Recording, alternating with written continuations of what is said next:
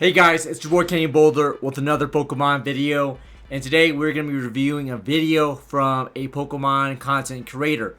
So this video is kind of a wild story because obviously we all love Pokemon. We love Pokemon cards, we have been buying a lot of Pokemon cards, but this story involves an individual, a YouTuber, who is completely given up on Pokemon cards. So right off the bat, I will link the video as well. This is from Slimrick6, premiered on June 9th. 8,000 views. No description has been added to this video. This video's already gotten a little bit of steam already. People have been noticing and talking about reacting to this video. And real quick, Slimrick is a YouTuber, modest of 16,000 subscribers here. Gamer motivation video, and he opens a lot of Pokemon cards. So he talks about Pokemon cards, talks about Game Boy DS's, Game Boys overall. You can see most of his content is Nintendo based, Pokemon base. Earliest videos are going to be in 5 years ago. 30 Days of No Weed, Slimrick Super Rational State, Slimrick official music video, and then Kingdom Hearts and Switch review, and of course some car reviews. And then we get to, and the earliest amount of Pokemon cards is probably going to be right there 5 months ago, so this year. So Slimrick started getting the Pokemon cards, and we're going to watch this video of why I stopped collecting Pokemon cards. So here we go. So I'm completely done collecting Pokemon cards. I've completely retired. I've completely put the idea of... So, Prismatic Evolutions booster, you know, a lot of stuff. This is his setup. This is where he probably streams and makes content. I see a bunch of posters here as well. I see a Demon Slayer poster. A lot of not Switch games, 3DS games as well, including some Switch games here. Switch Violet, Scarlet and Violet, a Charizard box, some ETBs here, and a bunch of cool limited edition 3DSs there. So some a decent amount of product, let's just say. So let's keep watching. Clean boxes, ETBs, UPCs, you name it. I'm done collecting Pokemon cards. And I'm not a lifetime Pokemon card collector. Rather, I'm a lifetime Pokemon fan. So I grew up on the video games. I didn't start collecting the cards heavily until 6 months ago. Now, as a kid, I had my little collection. You know what I'm saying? I had my little starter boxes and what have you. But I couldn't really collect on the magnitude that I was collecting on a few months ago. And I wanted to just kind of explain my reasoning and my opinions on what's going on and why. So I think I share Rick's sentiment of collecting young. When we were kids, it was more plentiful. When we were kids, Pokemon was kind of everywhere. And obviously, a lot of his content are the games. I respect that he is a lifelong Pokemon fan. That is awesome. I really appreciate that and the honesty. And obviously, getting the hobby, buying Pokemon right now in the past 5 months has been insane.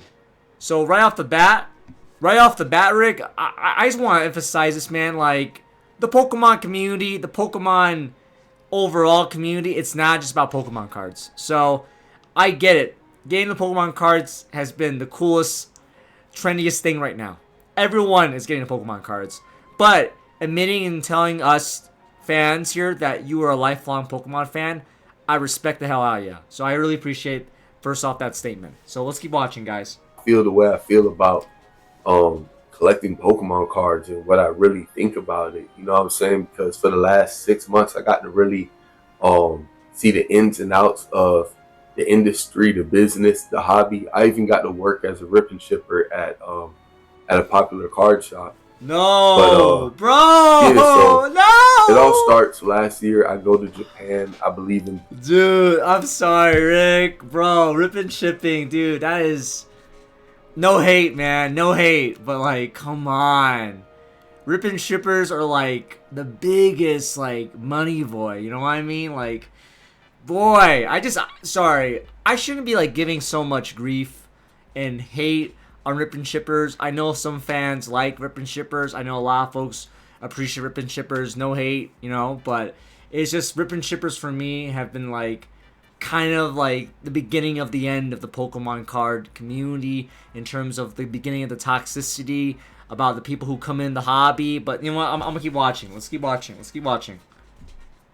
December, and Japan has this very embracing culture towards anime, video games, collectibles, and when you go to Japan, in some of these cities, they have entire towns dedicated. They have towns that's dedicated to anime, video games, computers, just like pretty much like nerd central, right? And yeah, let's go, Rick. I'm in Japan. I'm going crazy. I'm collecting video games. I'm collecting video game systems. I'm buying new Nintendo 3DSs. I'm buying the PS Vita. You know what I'm saying? Just everything. In Japan, they have these stores where they just have Pokemon cards just on the wall, just lined up. Right? You just walk around the store, you hand pick the Pokemon cards that you want. Let's go. By the time I got back from Japan, I want to visit Japan. Let me be clear. I want to visit Japan.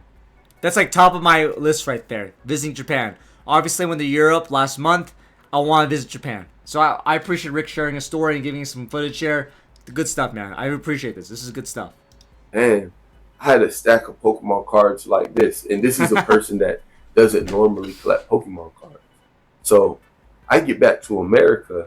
And one thing I didn't mention about Japan is that in Japan, like, all the Pokemon you're trying to buy in Japan is way cheaper than what you're paying over here in the United States. Absolutely. So a pack of Pokemon cards over here, it could be like $7. In Japan, a pack of Pokemon cards is $1. What? So everything you buy in Japan $1? is literally worlds cheaper. There's no tariffs. You're right there, and it's tax free. They're not charging you taxes on none of this stuff. So you can buy these video games at a fraction of the price. I think a PlayStation 2 in Japan is like $30 for real. It's just if you have the baggage space in your luggage to actually, you feel me, get it back over here. But you could go on the haul. You could buy whatever you want when you go to Japan at a reasonable price. Let me just give you an example real quick. Apologies. Some of the videos are going to be back and forth here just because if you want to watch the video, I'm going to link it as well in the bottom of this video. Obviously, I just want to focus on the Pokemon. You want to hear Slim's story, definitely check out his channel. Definitely give him a sub. We're just going to react to the Pokemon stuff, though. I'm going crazy, man. So I get back to the United States, and I have like this bug to like keep collecting Pokemon cards. Jesus, wait. There's Umbreon, there. Jesus, I think this is the Charmeleon, Umbreon, PSA 10, Mew, Charizard, Blastoise Celebrations. Holy fuck, Rick, bro, this is crazy. He only got into Pokemon 6 months ago. This is at least 5Gs here, man. This is the PSAs here. These are PSA tabs. This is easily like $5,000, maybe more. You know what I'm saying? I'm kind of like satisfied with where my gaming collection is at. I just have Nintendo DS games. That's it. That's the only thing I collect is like Pokemon games, Nintendo Switch games. Yeah. That's the only thing that's like collectible to me is just Pokemon stuff. But I got this itch to collect Pokemon cards when I got back home. So that leads me to going to Walmart, Walgreens, Target. I'm just picking up whatever I see. I'm just picking up whatever I see. Rick! It gets to the point where Rick! I begin to accumulate a lot of Pokemon cards. And it gets to a point where every day I woke up, I got on Facebook Marketplace. No, Rick! I got on OfferUp and I was looking for people selling Pokemon cards. Or I was trying to go to a local card store. Rick, okay, bro, no. This is like, it's addiction, man. You know, I've talked about Pokemon card addiction. I've talked about people who fall in the rabbit hole, so to speak, who get lost in the sauce. Rick is I'm sorry, this is the case study of what not to do. You go to stores every day, and you can't find stuff, so you get desperate. You start going to Facebook Marketplace. You start going to eBay. You start going to TCG Player. You start going to card shows. And then you just buy out everything. So, holy moly. We gotta keep going, man. Just buy Pokemon cards. Now, there's a phenomenon that occurred inside of every card store that I went inside of, every card shop. So I'll go into a card shop. Maybe in my head, I'm looking to spend $50 when I go inside. Every time I went inside of a card shop, I ended up spending probably 10x whatever I intended to like walk in there and spend. Because I'd go in there and pick this up, and then I'm picking this up, and then I'm picking this up, and I'm getting all this shit. And then it's like, damn, you just spent $400. Oh, no, Rick, no. Holy shit, dude. Oh, Rick, bro. Damn. You know, the most, to be honest, I've ever spent on Pokemon cards ever was probably 300 max. I usually just kind of get one of each. Even during my Gremlin days, back during the pandemic, spending $400 in one setting, that's gnarly, man. Holy moly.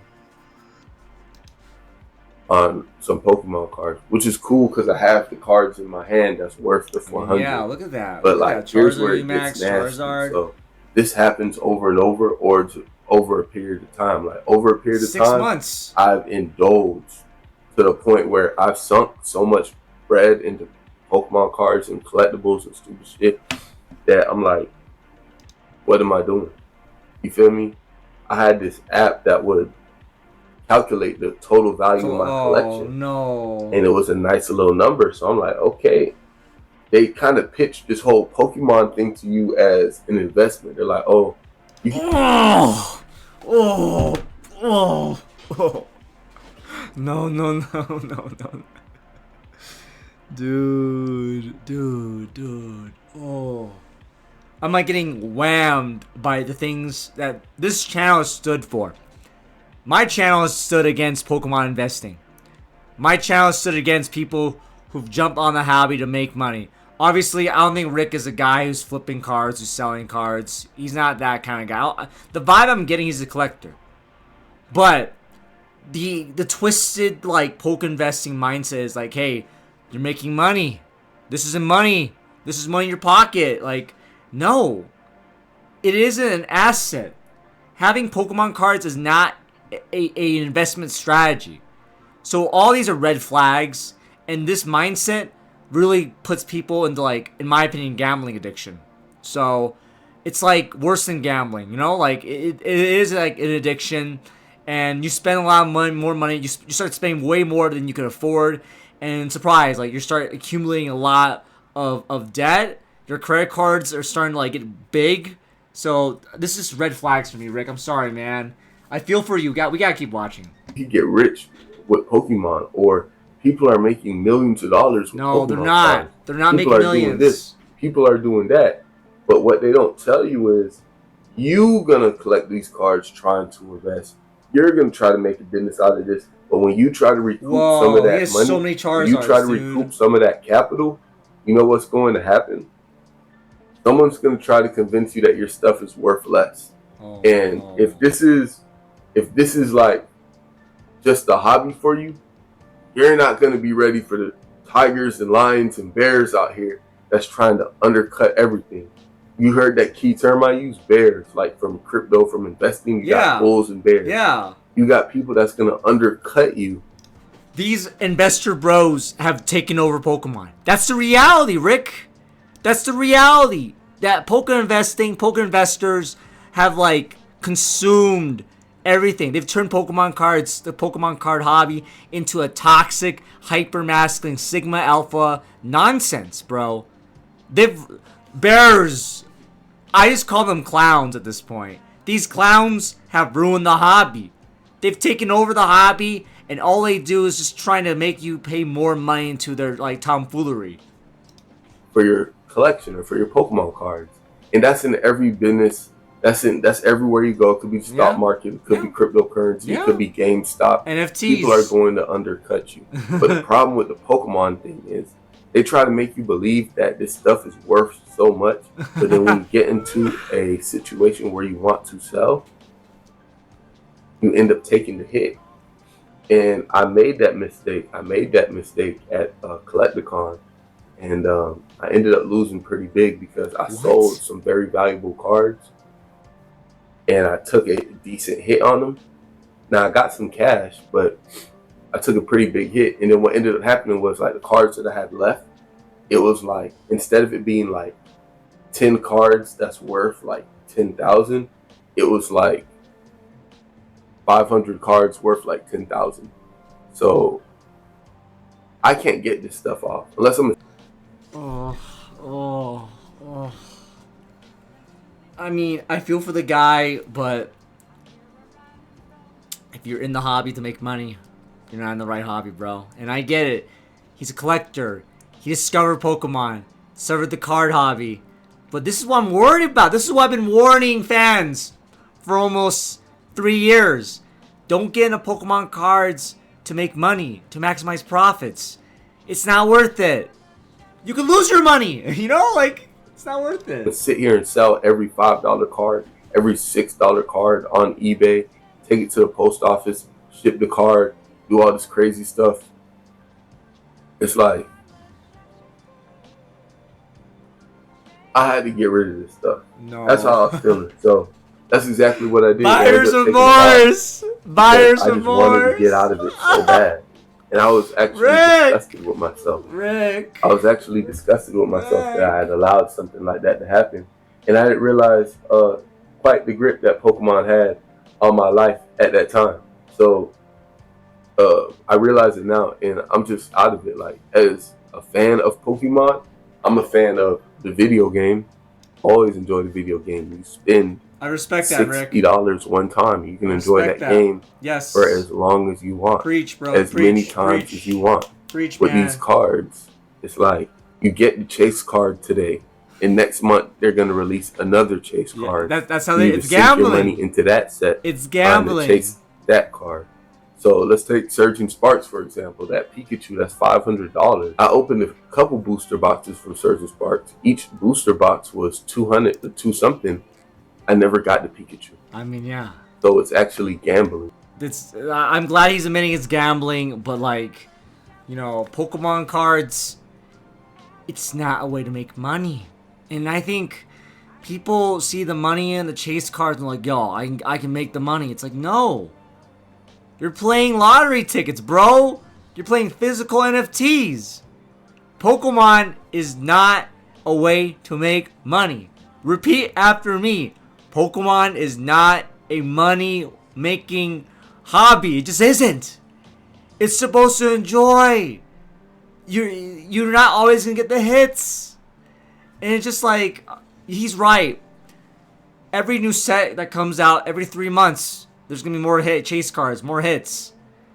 And that's like kind of like the scary thing about Pokemon is that you can't collect them all. I mean, you could. It'll cost a lot of fucking money. And if you want to rip and get the hits themselves, buy the pulls, you're going to spend a lot of fucking money. So, man, Rick, dude, you're preaching, dog. Like, I agree with you. I'm sorry that this took so long for you to understand this process of gambling. Right? Let's take Prismatic Evolutions. I think I opened about 12 Prismatic ETBs. Oh my god. And each ETB was about $100. No. And the first few ETBs I bought, they were like $130 or $140. No. When the set was really. These are scalper prices. An ETB is not worth $100. $130. He went to Facebook Marketplace and he bought from scalpers. I'm sorry. That's just. This is why scalpers continue to win. You know, I'm sorry, Rick, but the FOMO, the feeling left out. You're buying. You bought 12 ETBs from scalper prices. Scalper prices. Hot. And I wanted an Umbreon. I wanted an Espeon. I ended up buying just all the singles. I ended up selling that for like close to what it was worth, so I didn't lose money on those cards. No. But like with the Prismatic ETBs that I opened, I did not pull close to what I had spent. It's called traumatic delusions for a reason. You know, Prismatic Evolutions is traumatic delusions for a reason. People can't find this shit. It is just brutal. The pull rates are brutal. People have spent way too much money. The fact that you spent 12, you bought 12 for $100 each. Homeboy spent almost $1,200, $1,300 on just 12 ETBs. On those ETBs. And that happening over and over again over a course of time or over the course of your entire life, it's just too detrimental. So like, yes, what transpired for me, and look, this is a yap session, y'all, so I apologize. But what transpired for me for the last 6 months, I can't have that repeated throughout the course of my life. So no, you can't. When it comes to collecting Pokemon cards, I'm just out of it, bro, because it's like, you try to enjoy the hobby, but then like this whole market and monetary aspect to it kind of takes away the entire enjoyment of collecting Pokemon cards. Even if you do have some disposable income that you want to play with, or that you want to like buy Pokemon cards, don't, because you're gonna lose that money just opening any of this stuff, bro. And then when you I hear you. I think people who got in the hobby to make money to only for the monetary value, you're gonna have a fucking bad time, man. You have a better chance of putting that money in like long-term, like, you know, stocks or something. Shit, like putting that money in a life savings account, Roth IRA. Don't put your money into Pokemon to make money. Just, I'm sorry, you're gonna get burnt. You're gonna get burnt so fucking hard. And if you have disposable income, yeah, I guess you could, you know, spend it on cards, ripping stuff here and there. But again, if you're using it as an asset management tool, I'm making money with Pokemon, then you're gonna have a bad fucking time, okay? You do pull that card that you want, everyone's gonna make it their business. Like, oh, it's a white corner in the side. It's not your fault. So let's say that you do pull the chase card that's worth $500. You pulled the chase card that's worth $1,000, right? If this card is not a perfect 10, it's literally like not even worth what they're saying it's worth. That's such... I'm sorry, Rick. Again, my whole thing is that PSA, it's arbitrary, subjective. Who fucking cares if it's a PSA 10?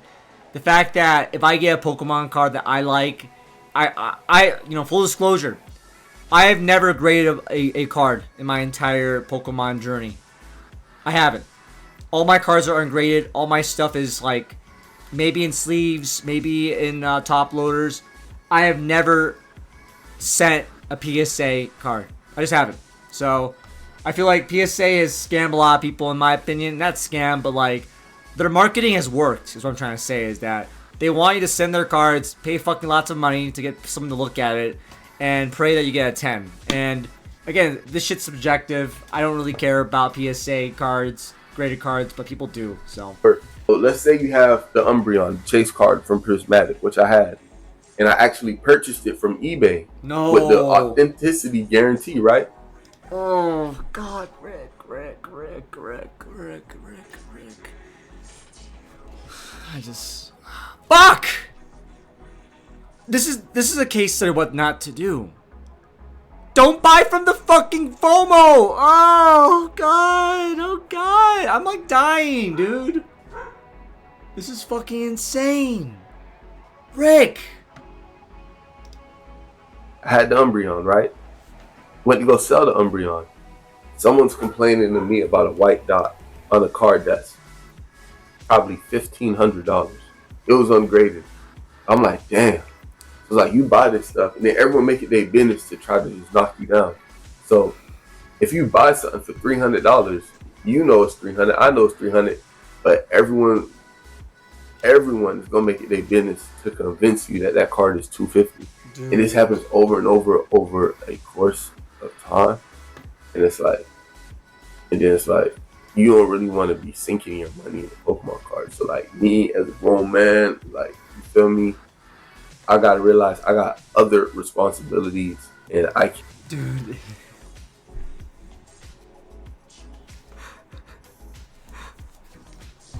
I'm not trying to be mean. I'm also a grown man, and hearing another grown man, like, I feel you, Rick. I feel you, man. But I'm gonna be real with you, bro. Why'd you buy it in the first place if you're gonna resell it? You know, like, that mindset is not helpful. It's not healthy. It is dangerous. when you are collecting Pokemon cards, you do it out of love for the Pokemon. You're not doing it to make money. I mean, I keep saying this shit, and it's just like, I feel awful for you, him. I do. Rick, if you're watching this, man, like, I feel for you, bro. And I'm being real with you, man. Like, I'm glad you realize your mistakes. It seems like you sold and you got rid of your collection. But if you went into the hobby to make money, you could have saved so much more with just buying the singles or avoiding ripping. I get it, you know, like the craze, the trend was that everyone was getting Pokemon cards for the past 6 months, 7 months now, and it's been, the reality is that a lot of people have been doing it for the wrong reasons. So that's just my take, man. I'm sorry, dog. Sorry it happened to you. Can't be like losing money because I was collecting Pokemon cards like a maniac. So I quit. I'll always enjoy the game because you make one purchase, you can enjoy as much as you want to. But collecting Pokemon cards at this point is just not for me. You know what I'm saying? That level of consumerism, that level of never being satisfied, that level of there's always something else, always a new promo card, always a new chase card, always a new set in Japanese. And let's talk about Japanese, and let's talk about how much money you're going to actually lose. Collecting Japanese Pokemon cards is insane because with the Japanese cards, the sealed boxes of Japanese cards is worth close to what the English boxes is worth. But the actual singles, the actual Japanese cards themselves is not worth a damn. So the same card in English is worth like 5 times what the Japanese one is. Like Roaring Moon from Prismatic Evolution, I believe that's like a $200 card. Out at Terrestrial Festival, it's like a $20 card. Bro. So some of these Japanese cards are worth a tenth of what the English counterpart is worth, but the box is still worth half of what the English box is. I mean, that's the thing. Japanese cards, US-based English cards, they're just different in prices. And that's just reality. I mean, people don't want the, Japanese cards. There's not much of a demand, even though it's the same fucking card, but obviously it's in Japanese. It's in kanji and compared to English alphabet. So, no, I hear what he's saying. I do. Or sometimes the same as what the English box is worth. Because White Bolt and Black Flare, the new set of Pokemon cards in boxes, there's just better stuff that you could be doing with your money. There's just better stuff that you could be doing with your money. Let's take that Pikachu Chase card. And I had that card twice from Surgeon Sparks. This Nintendo 3DS, can we focus on that? Yeah, it's right this there. This Nintendo 3DS LL Japanese is worth the same amount as that Chase card from Surgeon Sparks. But that Chase card from Surgeon Sparks is merely a collectible. You can't enjoy a gaming experience on there. And there it is right there. Rick! Bro, you're getting burnt! I'm glad you see the light. I'm glad you like things that you're passionate about, bro. I'm so happy. But like, it sucks. I think Rick's story is one of many stories about people who got in the Pokemon card hobby, seeing this mirage, this illusion that you can make money off of it, and falling away from the stuff that you love. And he's right. You can spend your money on other things that make you happy, you know? And some people, they've spent truly, like, lots of fucking money. Like, I mean tens of thousands of dollars. So, yeah. You can't do nothing with that. You can't do anything with that. Shiny cardboard, it's bro. It's just a card. It's an inanimate object. Yeah. You can't do nothing for Can't play fucking Pokemon. I mean, you can play the game. This is an inanimate object, but it do power on. It do play games. I could play Pokemon Blue, Red, Blue, Yellow, Red, Crystal Green, Leaf Green, Fire Red, Ruby, Sapphire, whatever. Yeah. You know what I'm saying? Look, Donkey Kong. I could have a whole experience with this Nintendo 3DS versus a card that does nothing for me, but you try. I mean, just to point this out, I'm not trying to criticize you, Rick, but you also need only just one 3DS or one Switch or one console. You don't need to buy like 30 of them. Just saying, like you don't need to, like I get it. You know, everyone has a collectible, but people do buy Pokemon cards to play the card game as well. Just saying, you know, like not trying to disrespect or anything.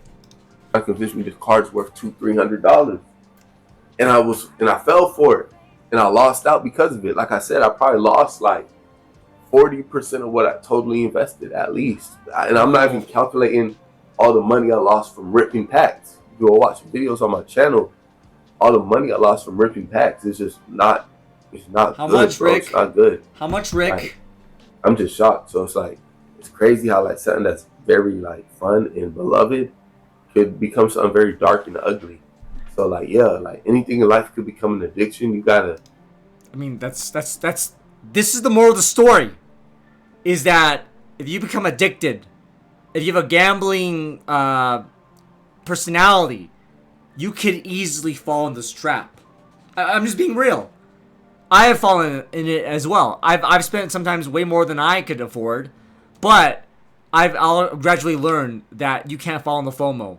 You can't just keep buying and buying until you get the card you want, because that is fiscally not responsible. You know, that's the truth at the end of the day. So You gotta be vigilant out here. You gotta watch out, because like I love Pokemon, as you can see. yeah. But like in that instance, I allowed like my greed and just insatiability to take control, and I was just opening packs like I didn't want to do nothing else. Now I do have a little 420 habit, and when I quit my 420 habit, I did start going crazy on the Pokemon cards. Oh, marijuana. Like, I feel like that's kind of like what kept my brain just kind of. 420, like when I don't have dopamine, man, that dopamine. I find a distraction, and I make that distraction like everything. And I feel like because of that, I might have like an obsessive personality when it comes to shit. No, so, I feel you, bro. I feel you. But y'all can learn from my mistakes. The way I'm approaching Pokemon now is I don't collect the singles, I don't collect the cards, but like the sealed product, I feel is a very sound investment. No, and I feel like it's hard to lose your money. Rick, no. You were so close. You were so close. No, Rick, please, no, not like this. I can't believe he just. Singles are bad. Sealed collection goods, like fuck. You were so close.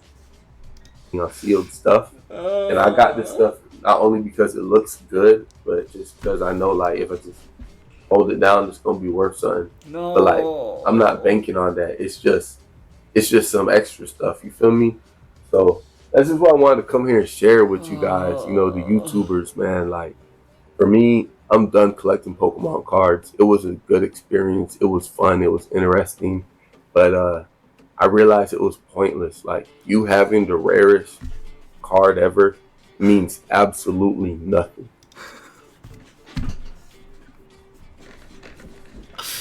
No, Rick, we lost you. Fuck. That's a lot unpacked. First off, it's not worthless. Second off, you came into the wrong hobby. If you're only here to make money, of course you're gonna get burned. Fuck, Rick. I thought you had saw the light, you know? Like, shit. Now I feel just fucking bad, dude. Benefit of the doubt, man. Like, yes, having sealed collection looks good.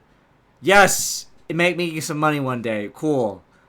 But you're still in it for the wrong reasons, dog. It is not an investment. Put your money elsewhere. Somewhere you can stash. I'm not a financial advisor, but like, Pokemon cards are not a sustainable business practice, man. I thought we were so close, and then I lost you at the very last second. You know what I mean?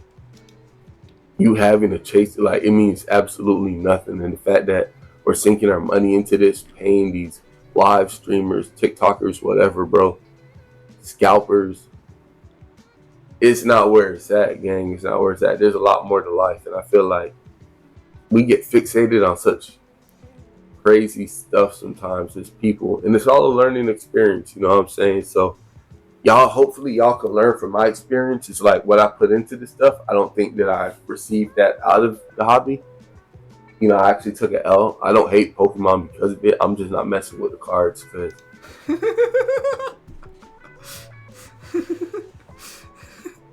it's just, man, Pokemon cards have brought the worst out of people. You know, I'm gonna be real with you right now, guys. Like, watching this as a social commentator for Pokemon for the past like year and seeing the craze and seeing people get burnt. Like, this is one story of many stories. I've covered people who've like had their partners and girlfriends go on Reddit and talk about their Pokemon card addiction, and this is just one story, man. And this is just, you know, I appreciate Rick posting this. It takes a certain kind of bravery and courage to talk about this and post it online. So kudos and respect. But at the end of the day, I'm not surprised this shit's happening. You know, like, at the end of the day, the bears, the Pokemon investors, all the Pokemon YouTubers who keep telling people like, hey, this is how you make easy money, bro. It's so easy to make money. It's like, no.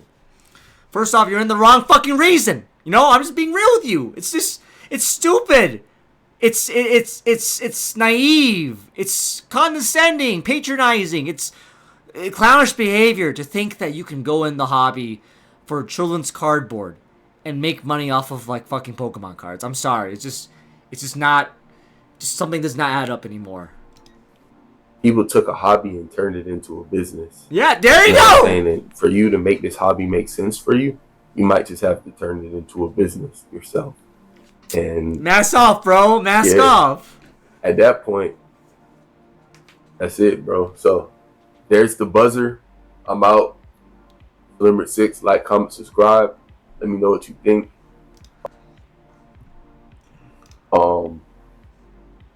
But yeah, like, I'll always collect the Pokemon videos, video game cards. It's a slippery slope because you're spending your money on nothing and you're not reaching satisfaction. You're spending your money on nothing and you're not reaching satisfaction. You're never gonna have a set of Pokemon cards in your hand and feel like, all right, this is enough. This is content. If there's another pack to open, you're probably gonna open it and find something.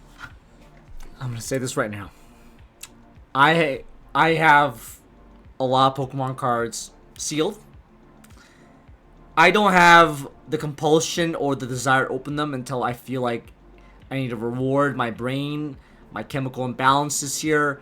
I open Pokemon cards because it's fun. And I'm okay with waiting for a good time, you know what I mean? Like, I'm a patient man. I just feel like most of these hallmarks or red flags and basically qualities that I would say identifies with gambling addiction. Your brain in chemistry, again, I'm not a psychiatrist here, but like the fact that people are compulsed to rip and rip and rip and keep hitting that button, that's why people go, old people go play slots, because eventually they occasionally make some money, things happen in their way, but then they want to hit that like high again, that chemical imbalance, that desire to get that same feeling, they keep going back. And I think that's what's happened with Pokemon cards in a way for people who have a lot of the trademarks for compulsive gambling. So, and I'm not one to critique this. I definitely have an addictive personality as well for Pokemon cards. I definitely feel like a desire to keep opening, but I have a measure of like self-control. And I think a lot of folks need to just remember that. Like, you can stop. You don't have to rip and open like $2,000 worth of Pokemon cards. That's just insane. Maybe you rip ETB, that's $50 once every like 2 weeks or something like that. There are things that you can control. There are things when you can take in certain amount of quantities and you start to basically pace yourself. You know what I mean? So, just saying, Something else to chase. So stop chasing. You know what I'm saying? And just like, for me, the lesson for me that y'all could probably glean something from is like, figure out your purpose, but it's not collecting. Collecting is, it can never be your purpose. To acquire things cannot be your purpose. I know it feels like a purpose to go out and chase something that you want or to be motivated to get something, But you got to make sure that those feelings of motivation are directed in the right direction. I agree with this. It does show me that Rick has learned from some of his, Pokemon card craze. Obviously, you should do stuff that makes you happy. You should not do stuff that you think is gonna make money. And that, I keep going back to my main core branch of this channel, which is calling people out for trying to make money off of Pokemon cards. And I keep saying this shit, and I'm sorry if I keep shoving this down your throat if you're watching this, but it's just the point. And if Rick is watching this, please just listen to me, man. There's other ways to make money. Children's cardboard isn't one of them. And I encourage you to keep flipping sealed Pokemon cards. I'm just saying, man, like, it's not worth it either. Because I was highly motivated to collect something that doesn't matter. And life has a lot of loopholes or like rabbit holes like that. So like you could be, it's like a video game. Like you're making progress, but no one plays this game. A lot of people mess with Pokemon, but it's like you're collecting some shit that don't matter. You're gonna have to get your money out at some point and go do something more important. And when you take that loss, it's gonna be like, fuck. Feel me? Yeah.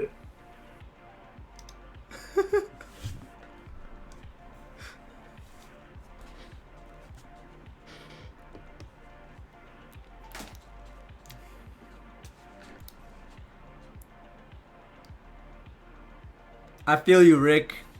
I feel you. And this is not a video that's easy to make. Obviously, I respect the courage, the honesty, and also, just the vibe is there. Like this, I think Rick and I would get along. I think me and you would be pals. We would definitely talk about Pokemon. We would enjoy the things that happen in the world. Like I think you and I could be friends. And I think my hallmark and my takeaway from this video is that you got burnt, things were hard, and you've learned something, and maybe it's not spending that much money, and it just, I feel like a lot of folks should use this story to look in the mirror and be like, hey, is this what I want to do?